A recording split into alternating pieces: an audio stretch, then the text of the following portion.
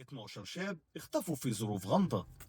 3 سنين محدش يعرف هم فين ولا يعرف عنهم حاجة. ايه سر اختفائهم؟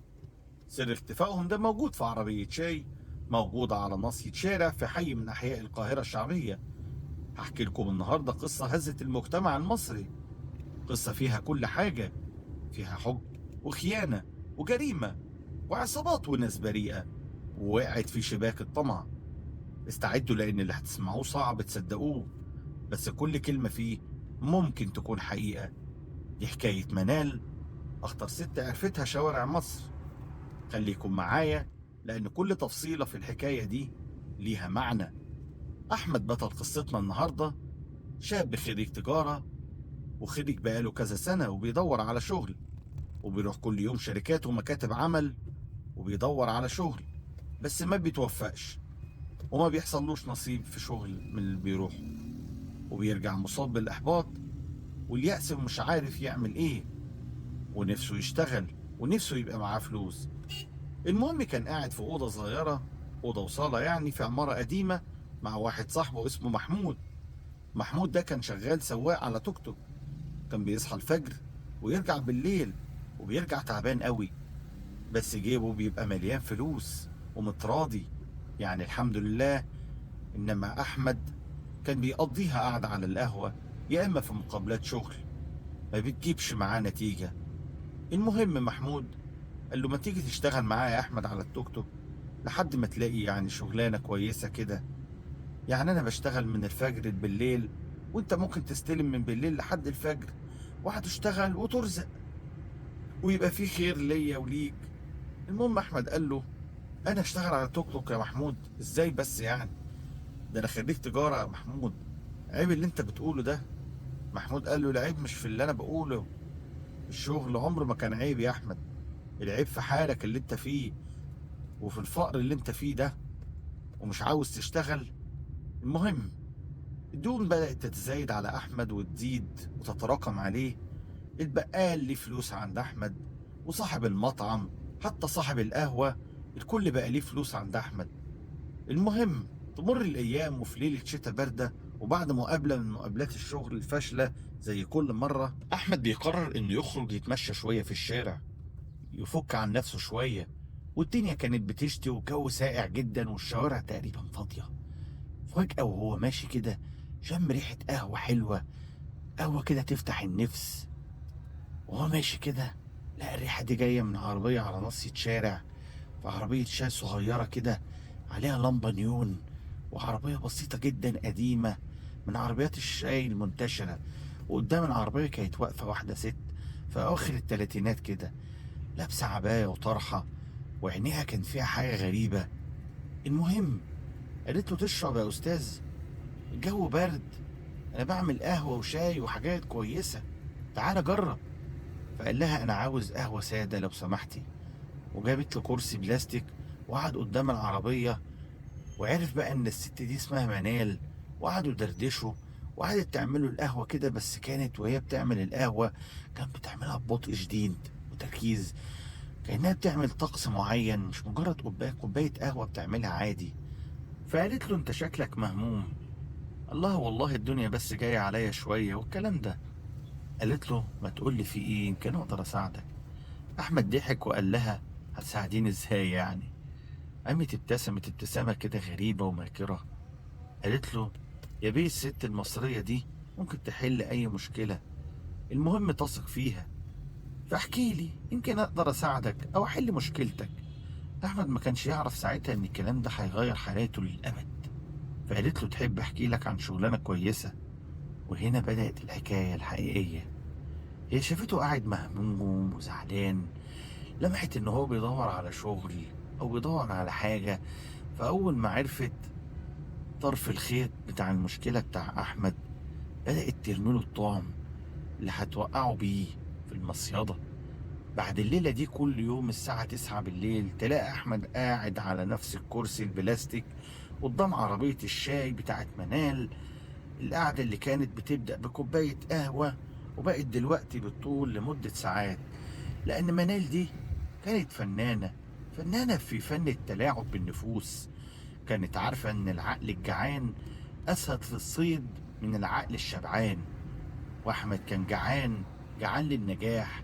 من الناحية دي كل يوم كانت بتحكي له عن تجار كبار بيجوا يشربوا عندها الشاي، والصفقات اللي بيعملوها وهم واقفين بيشربوا وبيتم قدام عربيتها الكلام ده، وعن الفلوس اللي بتتحرك في الشارع.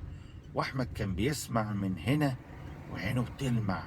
وفي يوم من الايام منال قالت له ان هي عندها شقة في منطقة كويسة راقية، ورثاها عن جوزها المرحوم. وقالت انها بتتاجر في الذهب، وعندها علاقات مع ناس كبيرة قوي وناس تقيلة، والشاي والقهوة دول مجرد بس ستارة كده. كلام تاني خالص صدر منها، والكلام ده خلى دماغ أحمد تلف. إزاي يعني ست بتبيع شاي على العربية يبقى عندها شقة في منطقة راقية وبتتاجر في الذهب؟ لا وكمان وقاعدة في الشارع. إزاي بس منال دي كانت جاهزة لكل الأسئلة، لأن قلت لكم دي فنانة، وفنانة محترفة. كان عندها إجابة تخفي بيها كل الشكوك اللي عنده وترد عليه على كل وأي حاجة يسألها. هي عندها رد، ورد مقنع كمان. المهم الأيام عدت، وأحمد حاله كمان هو ما بقاش فيه جديد. مفيش شغل، مفيش مصادر دخل بتجيله، والديون زادت عليه، والبقال بقى يهدده انه هيجيب له البوليس، وصاحب البيت عاوز الايجار. حتى محمود صاحبه زهق منه من الوعود والكذب بتاعه. ما هو قال له تعالى اشتغل معايا، وهو رفض. وفي نفس الوقت ما بيدفعش معاه الايجار الشقه. والمشاكل دي في عز الدقيقه منال رمت له الطعم في ليله من ليالي اللي بيروح يقعد فيها عندها في الشارع بعد ما الشارع يفضى من الزباين والدنيا تبقى رايقه. منال قالت له كلام غريب. قالت له انا معجبه بيك وانت شاب طموح، بس الدنيا دي مش مديالك فرصه، وانا مستعد اساعدك وانشلك من كل الديون وافتح لك باب رزق وكلام من ده. المهم العرض كان بالنسبة لأحمد صادم من الآخر كده.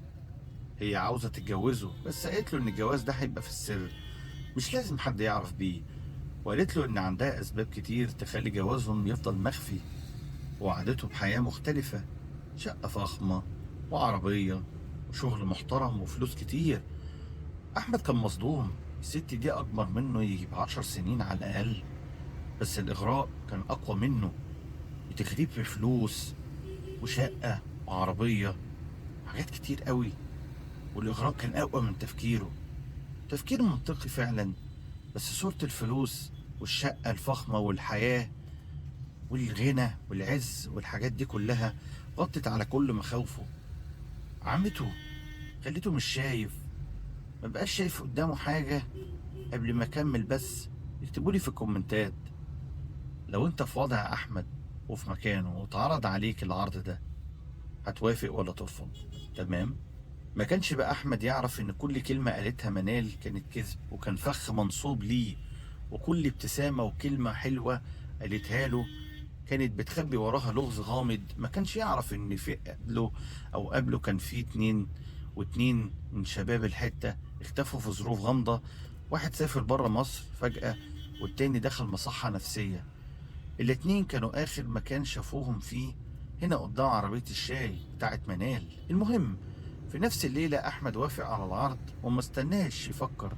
وفي الشارع الضيق اللي فيه عربية الشاي في حي المطرية، العنكبوت بدأ يلف خيوطها حواليه. فرستها الجديدة. كان ده أول فصل في مأساة هزت المنطقة كلها، وتكشف عن واحدة من أخطر شبكات الإجرام في تاريخ القاهرة.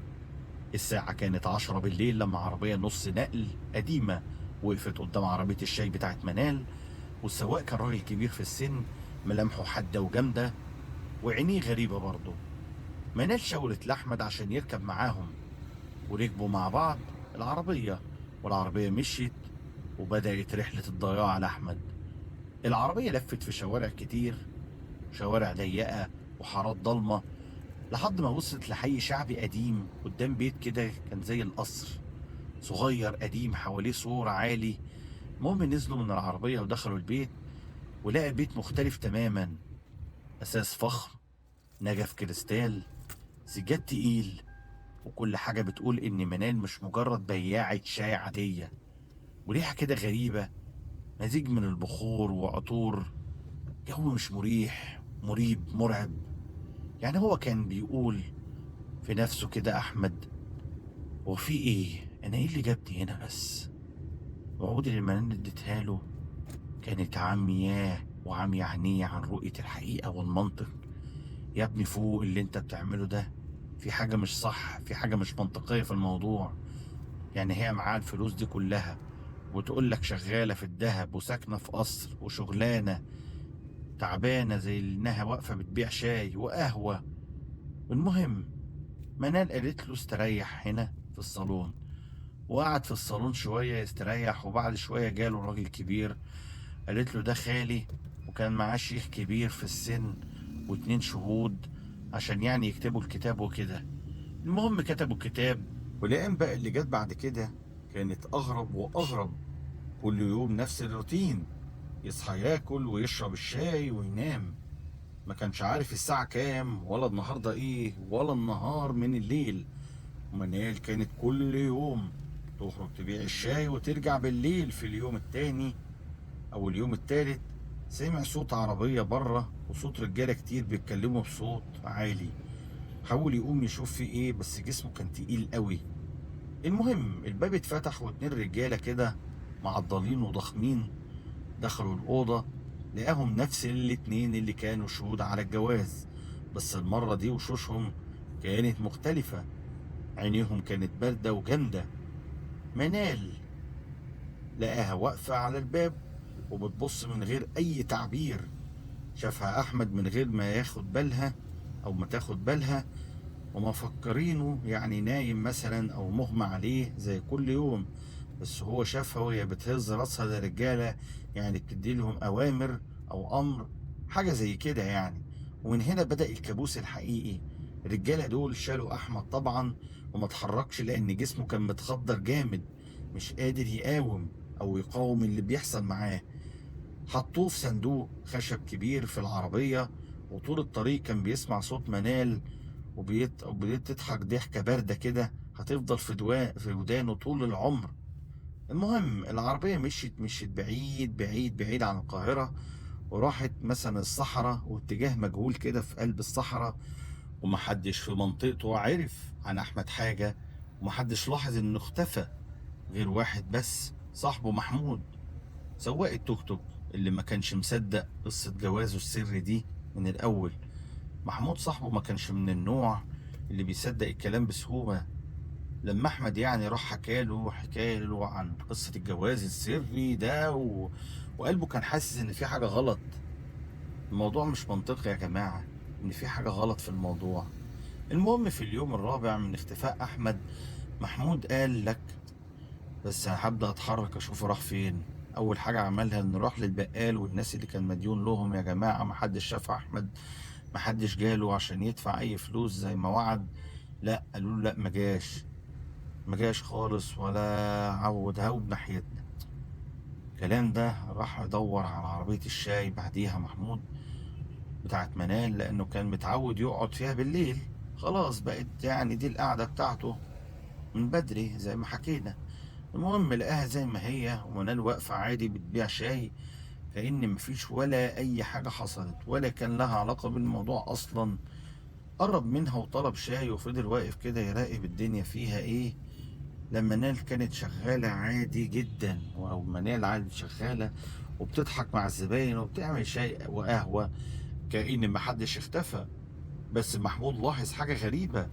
لاحظ إنها كل شوية بتبص على شاب معين كده كان شكله شبه أحمد كده بالظبط، بس باين عليه إنه خريج جديد ولسه بيدور على شغل ويائس من الحياة، نفس تفاصيل صاحبنا كده أحمد. هنا محمود حس إن قلبه هيقف. فضل يراقب من بعيد، كل يوم يقف في زاوية بعيدة وقعد في التوك توك بتاعه يراقب منال وزباين رايحة جاية، لحد ما في يوم سمع اسم غريب. سمع واحد من الزباين القدام عندها بيتكلم عن واحد اسمه سيد. سيد ده شاب اختفى من كام شهر بعد ما اتجوز واحدة سر برضه، نفس قصة أحمد. المهم محمود بدأ يدور ويسأل عن أي حد اختفى في الفترة اللي فاتت، والإجابات كانت صادمة. في سنة واحدة 3 شباب اختفوا من المنطقة. واحد قال له اللي سافر بره، مصر، والتاني دخل مصحة عقلية، والتالت راح محدش يعرف عنه حاجة واختفى فين. والحاجة الوحيدة المشتركة بينهم إن كلهم كانوا بيقعدوا على العربية بتاعت الشاي بتاعت منال. وفي يوم وهو قاعد بيراقب محمود الموضوع بتاع عربية الشاي دي، حاجة خليته كده يتأكد إن في مصيبة، أو مصيبة كبيرة كمان. شاف عربية سودا كده كبيرة فخمة جدا، وقفت جنب عربية الشاي، واللي نزل منها واضح كده إنه كان ظابط قديم، ظابط من بره، ظابط يعني ظابط مثلا، أو رتبة كبيرة. بس واضح إنه كان من بره، يعني مش من بلدنا يعني، أو مش من البلد، من مصر. ظابط كبير ومعروف في المنطقة إن اسمه العميد حسين. المهم الظابط ده قعد يتكلم مع منال كام دقيقة وبعدين مشي. بس اللي لفت نظره أو نظر محمود الابتسامة على وش الاتنين، كأنهم يعرفوا بعض، كأن بينهم شغل. مش عارف محمود بقى قرر إنه ياخد خطوة، وعشان صاحبه برضه يعني وقلقان عليه، راح اسم الشرطة عند ضابط صغير يعرفه. سأله عن العميد حسين. الضابط الصغير بص يمين وشمال كده وقال له كلام بصوت واطي، قال له العميد حسين ده ملوش أمان، في كلام كتير عنه، كلام يعني مش كويس وأسلوبه مش منضبط. يعني محمود وهو راجع بيراقب منال، اللي عرف مكانه أو عرف بيتها بالظبط بعد ما قعد يراقبها، بعد ما مشي بالتوك توك بتاعه وراها، أو ورا العربية اللي كانت نص نقل، اللي كانت بتيجي برضه، اللي كانت بتوصلها للبيت بعد ما بتخلص شغل. وهناك شاف المنظر اللي خلاه يتجنن.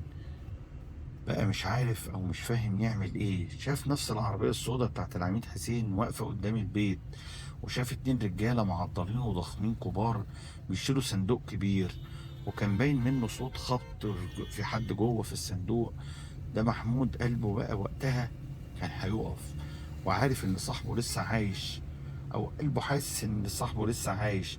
بس فين وليه وايه علاقة الضابط الكبير ده بالموضوع؟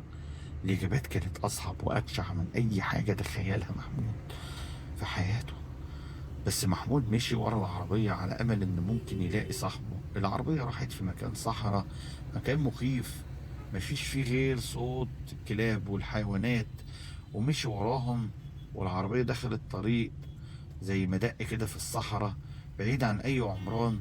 وهو كان خايف جدا من خوفه، بس خوفه ده على صاحبه كان أكبر من أي رعب وأي خوف. المهم بعد ساعة وهو سايق في العتمة والضلمة، العربية وقفت قدام جبل صغير. من بعيد شاف حاجة غريبة كده، شاف نور خافت طالع من فتحة في الجبل، حاجة كده زي مغارة كده، أو بمعنى أداء نفق جوه الجبل. محمود نزل من التوك توك واستخبى ورا صخرة كبيرة. شايف الرجالة المعضلين دول الضخمين دول بيشيلوا صندوق ويدخلوا بيه في النفق من جوه. كان في صوت غريب قوي زي طبول كده، أو حاجة بتطبل من جوه. طبعا حاجة غريبة جدا وشيء مش متوقع، ودماغه رفت وراحت تيجي يمين وشمال لبعيد. ايه اللي بيحصل ده؟ مش فاهم. بعد ساعة طلع العميد حسين من عربيته وهو لابس جلابية بيضة، شكل مختلف تماما عما كان جاي ببدلة، شكل مختلف خالص عن شكل الضابط اللي الناس بتشوفه بيه. المهم محمود خد نفس عميق وقرر ياخد خطوة مجنونة ويدخل وراه. نزل من على التوك توك وفضل ماشي كده بالراحة، يتسحب يتسحب بالمدقات دي. ونفق كان طويل والهواء فيه تقيل، وكل ما يمشي خطوة يسمع الأصوات اللي جوه دي بصوت أعلى وصوت واضح كل ما يقرب، أو كأنه بيقرب من مصدر الصوت ده، لحد ما وصل لحاجة كده شبه قاعة كبيرة كده جوه الجبل. وما كانش فيه حراسة ولا كان فيه حد واقف بره يمنع محمود إنه يخش. المهم بقى محمود اللي شافه جوه هناك ده كان أبشع من أي كابوس ممكن يشوفه في حياته. في نص القاعة كان في إيه زي دايرة كده مرسومة على الأرض، وحواليها شموع سودة وعلامات غريبة. وفي الركن ده كده من الدايرة كان في قفص حديد، وأحمد كان جواه. القفص كان فيه، يعني كان فيه أحمد، ولا يعني ما تتخيلوش او ما تتخيل يعني في منظر لا تخيلوه. عينيه مفتوحة بس شايفه، وجسمه كان مليان علامات وجروح غريبة. وجنبه كان في شباب تانيين بنفس الحالة. المهم العميد حسين وقف في نص الدايرة وبدأ يقول كلام غريب، كلام بلغة قديمة كده، حس إن هما بيعملوا طقس من طقوس السحر أو الشعوذة. ما تفهمش بيعملوا ليه أو بيعملوا إيه وبيعملوا بيه إيه. عشان هو إيه ده يعني، بيعملوا ليه ده كله؟ هو واقف مذهول محمود، وكل همه إنه عاوز ينقذ صاحبه. الطبول صوتها ارتفع جدا وزادت والدخان ملا المكان.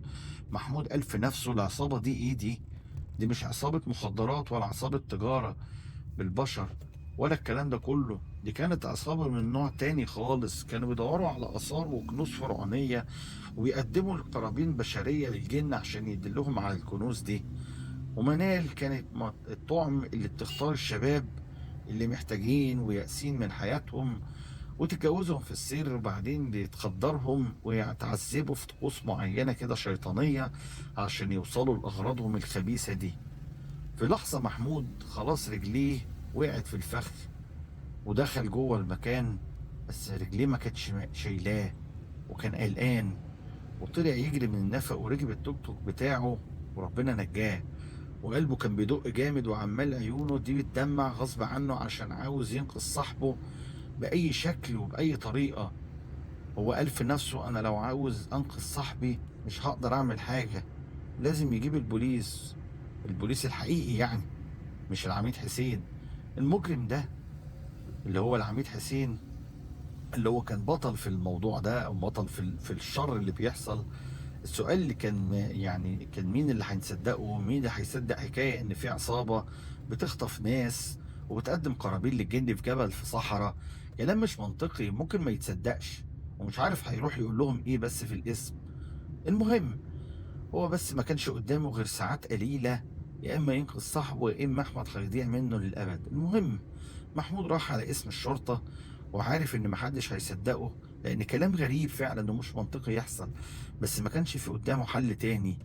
اللي كان موجود اسمه اللواء حمدي، مدير إدارة مكافحة الجريمة المنظمة. اللواء حمدي ده كان مختلف، كان راجل كده في الخمسينات من عمره، خبرة 30 سنة في الشرطة. وأول ما سمع القصة عينه لمعت وقال له العميد حسين ده أخيرا طلع بقى إيه؟ إن اللواء حمدي ده كان بيحقق من سنة في قضايا فساد وجرائم غامضة، وكانت كل الخيوط بتشاور على مين؟ على العميد حسين. بس كانت أو ما كانش فيه دليل مهم يعني يمسكوه عليه أو على العميد حسين ده. في أقل من ساعة في قوة كبيرة من الأمن المركزي اتحركت وراحت ناحية الجبل اللي محمود دلهم عليه. محمود كان راكب معاهم عشان يدلهم على الطريق، الوقت كان بيجري والساعة قربت على 12 بالليل. 12 ده يعني ميعاد الطقوس الأخيرة اللي بتنتهي فيها حياة الضحية. المهم وصلوا عند الجبل، ونفس النور اللي طالع من المغارة وصوت الطبول كان عالي جدا المرة دي برضه. واللي هو حمدي يعني أو اللي هو حمدي قسم القوة لمجموعات، مجموعة على مدخل المغارة ومجموعة تانية تلف من ورا الجبل عشان يحاصروهم. المهم دخلوا المغارة وفي لحظة واحدة والمنظر اللي شافوه كان صادم للكل. لا العميد حسين واقف في نص الدايرة ولابس جلابية البيضة وفي ايده سكينة، وقدامه على الارض احمد وثلاث شباب تانيين مربوطين ومتعذب او متعذبين. المهم دخل وقبض عليهم والعصابة كلها اتقبض عليها تمام. بس منال اختفت. فين منال؟ هل هي اصلا كانت موجودة ولا ما كانتش موجودة معاهم في الطقوس دي؟ المهم او ايه دورها يعني. المهم هم جم جوه العصابة واتقبض عليهم. كانت لسه منال في بيتها في القاهرة، فرقة تانية من البوليس راحت لها هناك ولقوها قاعدة وسط الغنيمة بتاعتها والذهب والفلوس والقصر اللي هي كانت فيه، اللي هو المكان القصر الغريب اللي كان خدوا أحمد فيه أول مرة.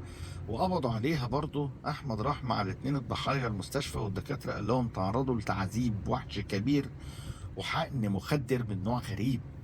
وفي التحقيقات العميد حسين انهار واعترف بكل حاجة. طلع ايه بقى العصابة دي؟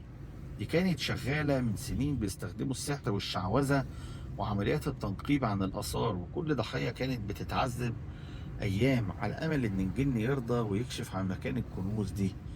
كانوا بيتقدموا كقرابين الجن والشياطين أعوذ بالله عشان تدلهم على أماكن الآثار والأعمال المشبوهة والمجنونة والغريبة دي. منال كان دورها دورها ايه في الموضوع؟ دي كانت هي الحلقة الأهم اللي بتختار الضحايا وبتدرس ظروفهم، أو بتدرس ظروفهم وبتعرف مين اللي ممكن يختفي من غير ما حد يسأل عنه. بس المفاجأة الكبيرة كانت في هوية منال الحقيقية. مين دي منال أصلا، اللي الناس في الحي بيقولوا ظهرت فجأة ومحدش يعرف جت منين ولا هي مين؟ في غرفة تحقيقات الحقيقة ابتدت تظهر وتبان. منال دي أصلا ما كانش اسمها الحقيقي منال، اسمها الحقيقة فريد أو الحقيقي فريدة محمد علي، هربانة من اليمن 15 سنة ومتهمة في قضايا نصب واحتيال وسحر وشعوذة في 3 دول عربية. دخلت مصر بجواز سفر مزيف أو مزور، وتعرفت على عميد حسين اللي هو برضه ما كانش مصري في قضية تهريب آثار، ومن ساعتها بدأوا يكونوا أخطر عصابة عرفتها تاريخ الجريمة المصري في البيت بتاعها.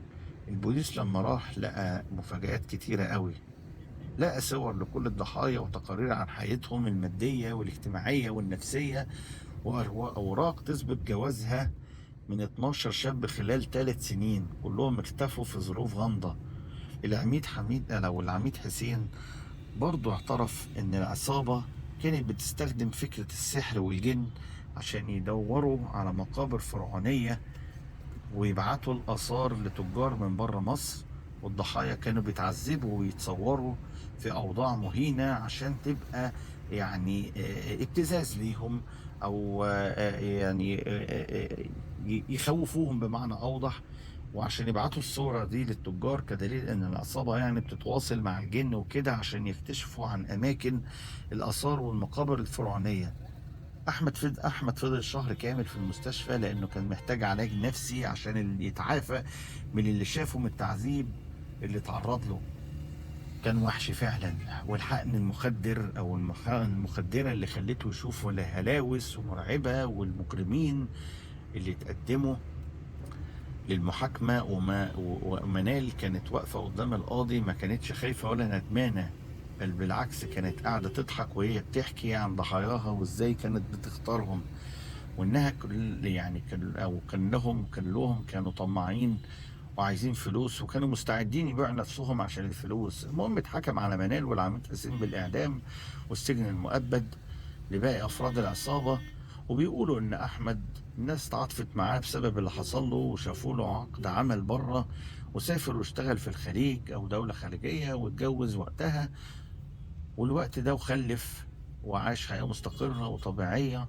والعبرة الحقيقية إن السعادة مش في الفلوس ولا في الأحلام الكبيرة، السعادة في القناعة والرضا، وفي الشغل الحلال والبيئة الطيبة، وفي الصحاب والزمايل اللي بيحبوك ويخافوا عليك.